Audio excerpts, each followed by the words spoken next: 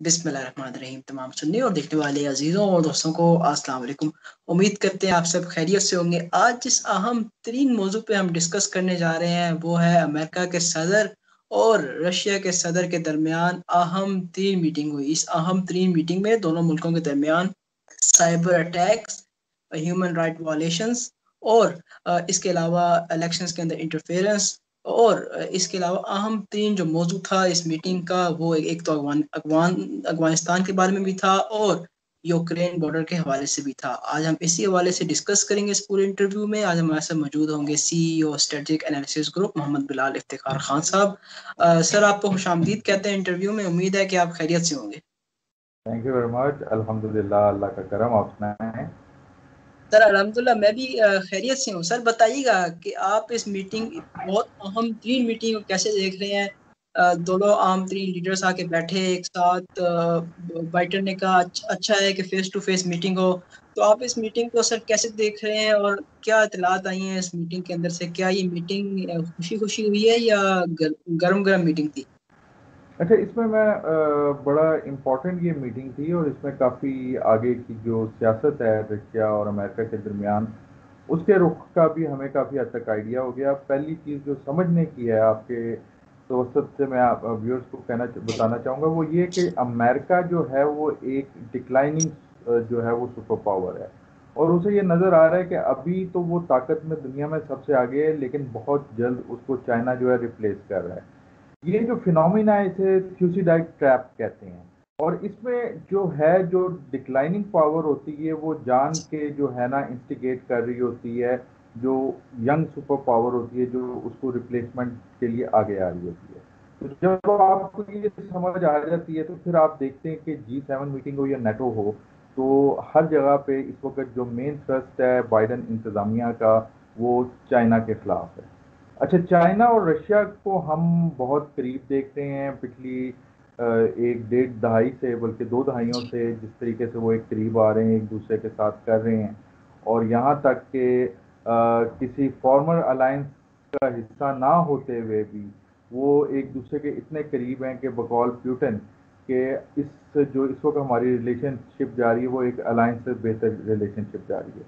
आपको याद होगा कि आपके ही एक प्रोग्राम में आज से 2 महीने पहले मैंने कहा था, जब ये अलास्का समिट हुआ था, तो उसमें मैंने कहा था कि अमेरिकन जो पॉलिसी बाइडन की हमें नज़र आ रही है वो चाइना के लिए एक और रशिया के लिए एक नज़र आ रही है। अच्छा, चाइना तो अब डिक्लेयर कर दिया है, नेटो ने भी डिक्लेयर कर दिया है, G7 में भी हमने देख लिया कि B3W का जो प्रोजेक्ट लाया जा रहा है उसमें भी उन्होंने वर्ल्ड सिक्योरिटी, वर्ल्ड ऑर्डर के लिए ख़तरा जो है 7 ममालिक ने कहा है कि वो चाइना ही है।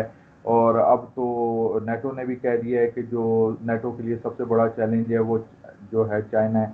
और हम जानते हैं कि 2019 से मुतअद्दिद बार जो ख़ास तौर पे इंडो पैसिफिक का एरिया है, ये पैसिफिक ओशन का फार ईस्ट का एरिया, उसमें रशियन बॉम्बर्स कई दफ़ा जो है वो चाइनीज़ बॉम्बर्स के साथ गए हैं और उसका काफ़ी एक जो चीज़, एक मैसेज दिया गया है कि इंडो पैसिफिक के एरिया के अंदर जहाँ पे अमेरिका अपनी बिल्कुल की इम्प्लीमेंटेशन चाहता है, वहाँ पे रशिया बिल्कुल चाइना के साथ खड़ा है कि वो उसे करे। जी। बेसिकली चाइना सर, को सर माजूद चाहूंगा, जब बाइडन रवाना हो रहे थे वहां से, तो उन्होंने कहा कि चाइना ने इतना स्क्वीज कर दिया है रशिया को, इतना निचोड़ दिया है कि वो अपने मुफाद जो है वो निकाल रहे हैं। क्या मीटिंग के अंदर ये भी डिस्कस हुआ प्यूटन से कि आप अपनी जो रास्ते हैं वो थोड़ा जुदा करें? उससे पहले प्यूटन ये कह चुके थे एक इंटरव्यू के अंदर कि चाइना जो है हमारा बहुत अच्छा दोस्त है, हमारी बहुत अच्छी मदद कर रहा है, हमारे बहुत अच्छे ताल्लुकात है। तो क्या आप समझते हैं कि मीटिंग के अंदर ये बातचीत हुई होगी और मीटिंग के अंदर ये बात होते हुए आई शायद डोंट गर्मी भी हुई हो? I don't think so. एक हिंट तो आया था कि जो रशिया जो है वो अपने आप को जो है सुपर पावर रखना चाहता है अभी भी, इस वजह से वो चाइना के करीब है। लेकिन मेरा नहीं ख्याल चाइना और रशिया की इस वक्त जो केमिस्ट्री है वो एक आइडियल केमिस्ट्री है कि हर चीज़ पे एक फॉर्मल, फिर कहूँगा कि अलायंस में ना होते हुए भी दोनों हर मामले के अंदर एक दूसरे के साथ कोऑर्डिनेट करें। जहाँ तक रशिया की बात है तो सोवियत यूनियन के टूटने के बाद जिस तरीके का कैपिटलिज्म रशिया के अंदर लाने की कोशिश की गई और जिस तरीके से रशिया को ख़राब करने की अमेरिका ने ही कोशिश की, तो प्यूटन जो है, क्योंकि फॉर्मर केजीबी ऑफिसर है, वो जानता है कि किस तरीके से रशिया को कमज़ोर रखने की अमेरिका की तरफ से कोशिश होती गई। तो अभी जो अमेरिका चाह रहा है कि स्टिक रखे वो चाइना के लिए, जबकि कैरेट के ज़रिए जो है ना वो आहिस्ता आहिस्ता कोशिश करे कि कम से कम इनका जो ताल्लुकात हैं रशिया और चाइना के, उसमें रशिया को थोड़ा सा पीछे रख सके चाइना से, लेकिन वो होता हुआ नज़र नहीं आ रहा है। कल की भी जो वेडनेसडे को जो मीटिंग हुई 4 घंटे की तकरीबन, उसके अंदर भी हमने देखा कि जो सिटिंग का तरीका था और बाइडन का, वो काफ़ी चीज़ें राज खोल रहा था। फिर हमने एक और चीज़ देखी कि बाइडन इंतज़ामिया जो है ट्रंप के बाद एक अजीब किस्म का एक बिहेवियर शो कर रही है, जिसे मैं कहूँगा जॉन वेन का तरीका, काउबॉयज़ का तरीका, कि वो सीधा ही जो है ना दूसरे को दबाने की कोशिश करते हैं। उसके पीछे भी एक जी साइकोलॉजी है। वो साइकोलॉजी ये है कि अब ट्रंप दौर में हमने देखा कि अमेरिका के कई अलाइज जो है ना वो अमेरिका से खफा हुए। तो अब अमेरिका जो है अपनी सख्त पॉलिसी से या अपने सख्त अल्फाज यूज़ करके, जो बाइडन एडमिनिस्ट्रेशन है वो अपने जी साथियों को ये यकीन दिलाना चाह रही है कि नहीं, अभी भी अमेरिका ड्राइविंग सीट के अंदर है और अमेरिका किसी किस्म का कोई बड़ा खतरा फील नहीं करता, ना ही रशिया से ना ही चाइना से। और इसलिए आप हमारे साथ आएँ और हम मिल के इनको जो है ना दबाएंगे, और जो एक एग्जिस्टिंग जो इससे पहले का वर्ल्ड ऑर्डर था उसे ही बहाल करने की कोशिश करेंगे। तो ये जो मेरे लिए एक बड़ा अजीब तरीके का यानी कि है कि आप आते ही फ़ौरन अटैक कर देंगे, मैंने उसे ये बताया ऐसे करोगे, नहीं करोगे तो हम रिटेलिएट करेंगे। जिस तरह वो साइबर अटैक्स के ऊपर कहा कि रशिया की तरफ से जो साइबर अटैक्स हो रहे हैं, तो उसमें बाइडन ने प्रेस कॉन्फ्रेंस में कहा, मैंने साफ साफ बता दिया है कि हमारी कैपेबिलिटीज़ जी। बहुत ज़्यादा हैं। अ, तो अगली दफ़ा सर ऐसा हुआ तो सर आपने साइबर अटैक्स का भी जिक्र कर दिया। मेरे पास इस बारे में एक सवाल भी था आपके लिए सर। अगर साइबर अटैक्स की बात की जाए तो रशियन सदर ने कहा कि सबसे ज्यादा अटैक्स तो अमेरिका से होते हैं। अगर इतना ही है तो आपके पास बहुत सारे एक्सपर्ट्स भी बैठे हुए हैं। लेकिन इसी हवाले से बाइडन ने कहा कि जनाब, अगर आप अभी आप करते हैं तो हम उसका रिस्पॉन्स करेंगे। तो क्या आप समझते हैं कि ये धमकी देना कि हम रिस्पॉन्स करेंगे, क्या एक मुलाकात के बाद ऐसी कोई बात करनी चाहिए थी? क्योंकि प्यूटन ने तो सिर्फ एक जवाब दिया ना कि सबसे ज्यादा हमले तो वहां से होते हैं, लेकिन असल में बाइडन मैं ने वही कह रहा हूँ एक ना, हाथ ज्यादा ही बढ़ वही के कह कोई रहा और हूँ, ने कहा जी कि हम रिस्पॉन्स करेंगे इसका। तो क्या रिस्पॉन्ड वाकई करेंगे। समझेंगे? असल में मैंने पहले आपको कहा कि जो बाइडन का जो हमें रवैया नजर आया वो जॉन वेन वाला नजर आया, काउबॉयज जी वाला। तो इस तरह होता तो नहीं है। रशियन प्रेसिडेंट ने मेरे ख्याल में, रशियन जो डेलीगेशन था उसमें जनरल गेजिमोव भी थे, और आप जानते हो कि जनरल गेजिमोव वो बंदा है जो हम हाइब्रिड वॉर की बात करते हैं, तो इस हाइब्रिड वॉर को तश्कील देने के अंदर मेन किरदार ही जनरल गेजिमोव का है, यानी कि आप कह लो कि मिलिट्री जीनियस है वो बंदा, वो भी यहाँ पे मौजूद था।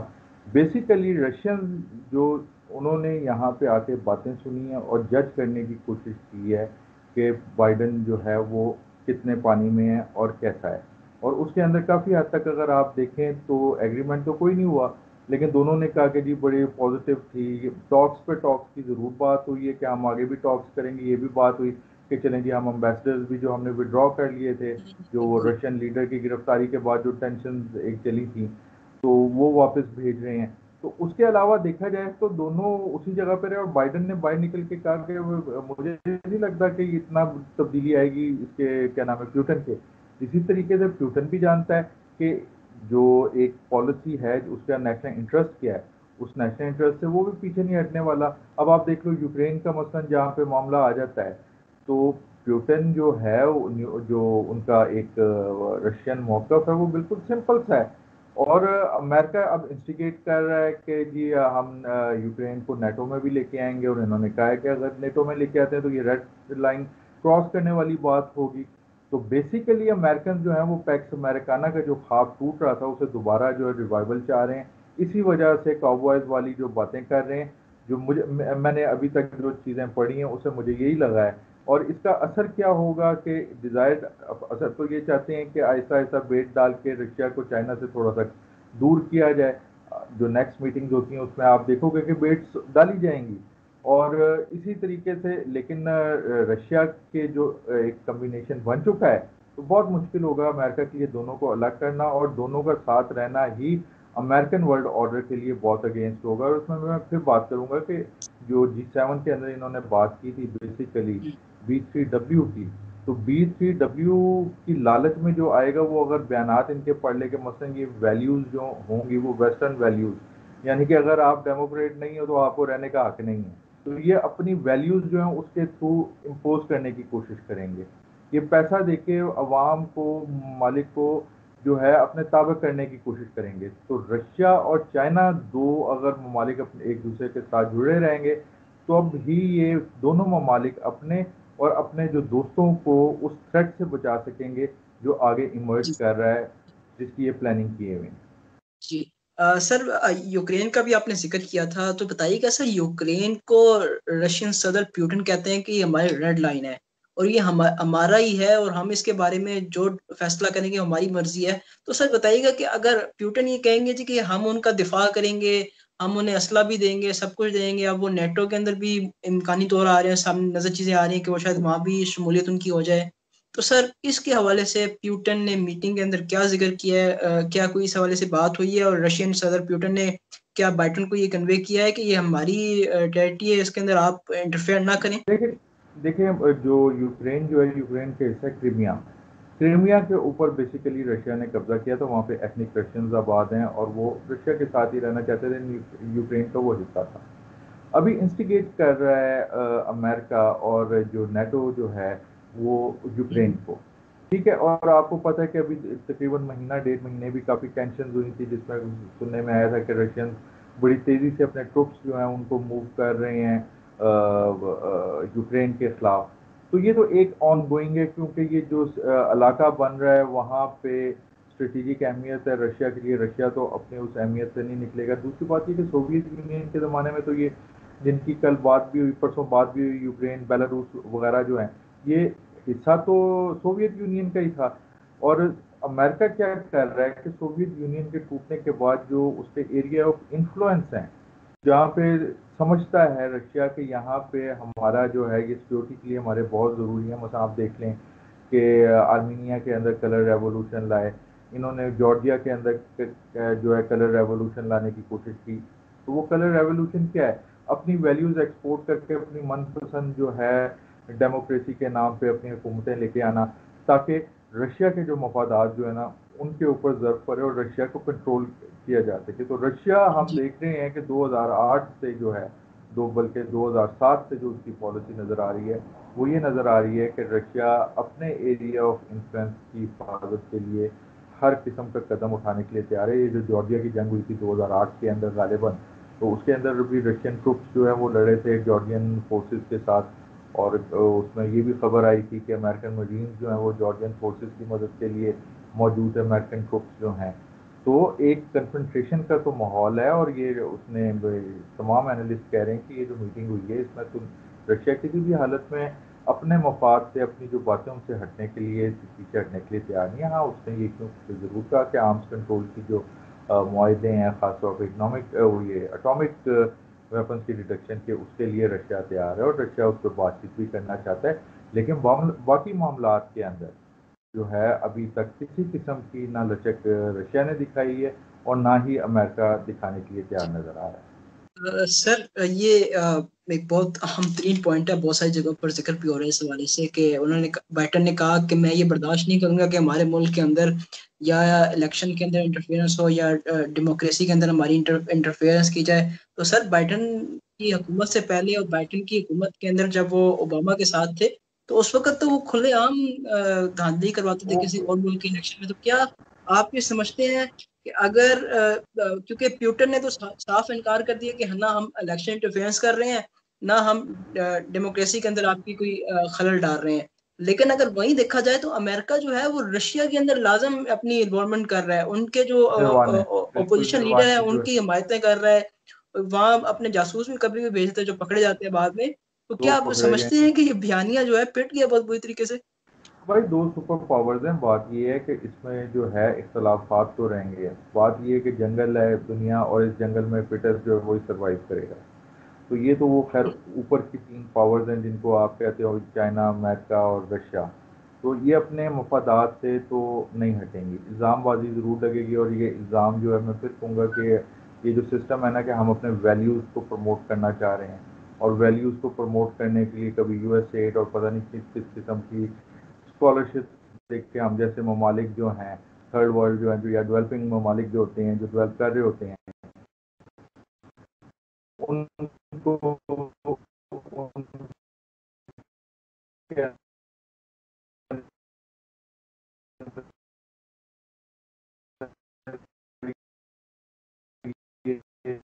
जो है तो डेमोक्रेसी की जहाँ तक बात है, तो रशिया का एक अपना एक सिस्टम है, और वो सिस्टम कामयाब है। तो अभी तक पावर है, और बल्कि सोवियत यूनियन के बाद जिसे ख़त्म हो जाना चाहिए था, वो दोबारा दुनिया की टॉप की 3 ताकतों में बन के सामने निकल रही है।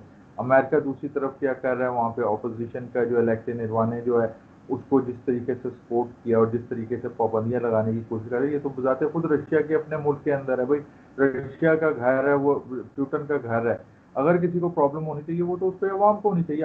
बाहर का तो कोई मुल्क ये हक नहीं रखता कि वो सपोर्ट करे, स्पॉन्सर करे उस अनरेस्ट को, जिस तरह हांगकांग के अंदर चाइना के खिलाफ करने की कोशिश की जा रही है। और चाइना का पार्ट है, और चाइनीज सिस्टम के अंदर वो है। तो आप किस तरीके से उस पर कर सकते हैं, तो ये कुछ मुनाफ्कत है। और फिर मैं कहूँगा जॉन वेन स्टाइल है, जिसके अंदर आप विलनाइज करके जो है ना, ब्लैक एंड वाइट के अंदर चीज़ों को पेश करके जो है ना, अपने मफादात हासिल करने की कोशिश करते हैं। जी। सर, अफगानिस्तान के बारे में जिक्र किया गया और बाइडेन की जानिब से बताया गया कि प्यूटन की जानिब से मुकम्मल ऑफर की गई है कि हम आपकी सिक्योरिटी वहां पर हेल्प कर सकते हैं। तो सर, किस किस्म की सिक्योरिटी हेल्प प्यूटन ने वादा किया है, और क्या इस वक्त कोई रशिया का, क्योंकि एक अहम तरीन स्टेक भी है, वो जो अफगान तालिबान है, वो अच्छे खासे राब्ते में है प्यूटन के। तो किस किस्म की सिक्योरिटी की मदद की जा रही है रशिया की जानिब से देखिए, अमेरिका को?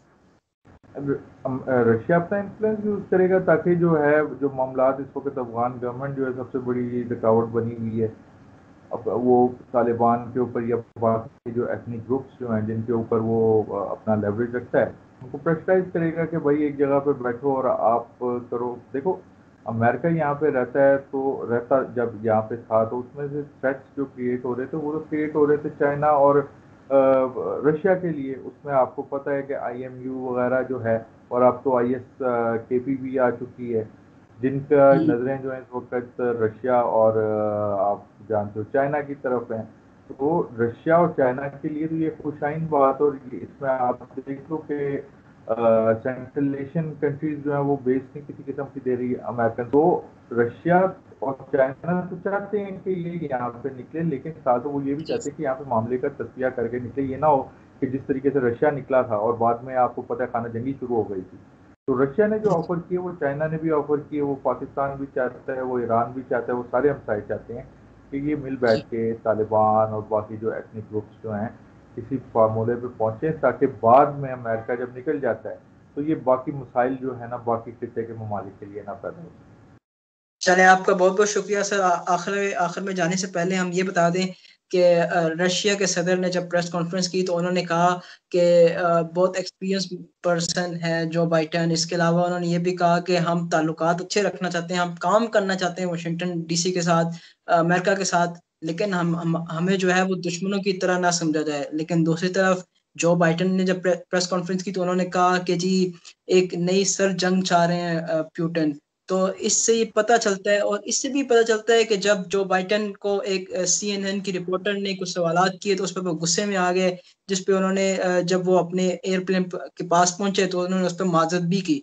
तो ये सारी चीजें जब देखी जाए, इसके अलावा बहुत सारी और चीजें जब देखी जाए, जब जो बाइडन वहां से निकल रहे थे, तो उस वक्त भी उनके जो चेहरे के तासुरात थे, वो कुछ बेहतर नहीं थे, जिससे मालूम होता है कि मीटिंग के अंदर शायद कोई ऐसी बातें हुई जिससे बहुत ज्यादा दोनों तरफों की तरफ जो है वो गुस्सा किया गया, जिसकी तरफ स्ट्रॉन्ग चीजें रखी गई, शायद प्यूटन की जानिब से भी, दूसरी जानिब से भी बहुत सारी ऐसी चीजें थी। इसके अलावा अगर जिक्र करें, तो प्यूटन ने यह भी कहा कि हम ट्रेड भी करना चाहते हैं, इकोनॉमिक रिलेशंस भी रखना चाहते हैं अमेरिका के साथ, लेकिन हमारे ऊपर सैंक्शंस ना लगाई जाएं, हम अगर हमसे कोई अगर S-400 ले रहा है आके, तो उसे लेने दें, ना कि उस पे आप पाबंदियाँ लगाएँ, उसको मीटिंग में ये बैठ के कहें कि अगर आप नहीं लेंगे, अगर आप लेंगे तो हम आप पर ऐसी पाबंदियाँ लगा देंगे कि आप अपने मुल्क को उठा तक नहीं पाएँगे। तो उम्मीद है आप सबको ये इंटरव्यू बहुत पसंद आया होगा। इसे शेयर लाज़िम कीजिएगा क्योंकि हमने बहुत डिटेल इंटरव्यू किया इस मौजू पर। अपने और अपने प्यारों का ख़्याल रखिएगा। अस्सलाम वालेकुम।